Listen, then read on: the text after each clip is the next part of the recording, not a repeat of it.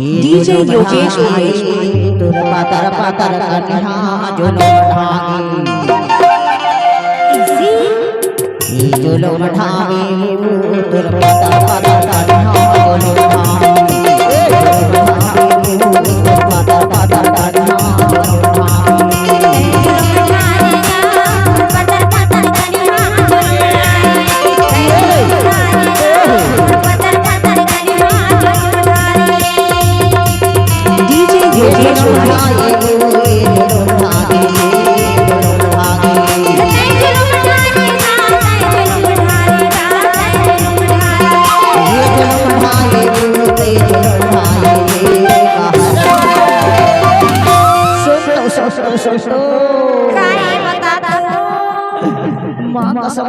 आज गिरावत नहीं थसिया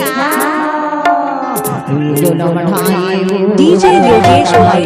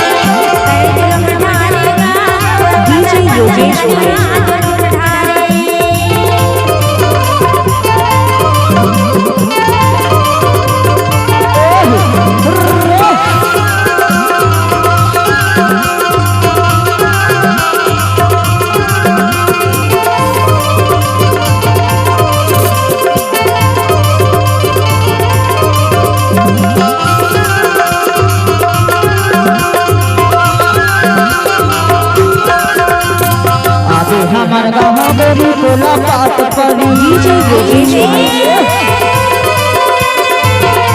आगे हमार गाँव गोरी बोला बात पड़ी माया के खबा हो बोला मैं हो जले मेरे जुलम ढागे पातर पातर कन्हा जुलम ढागे पातर पातर कन्हा जुलम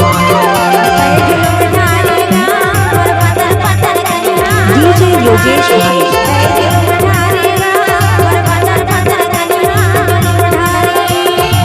उदाहर देखो गोरी दिल हो के करारा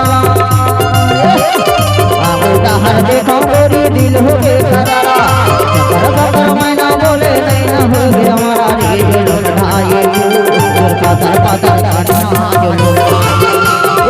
डीजे योगेश भाई पातर पातर कन्हा जुलम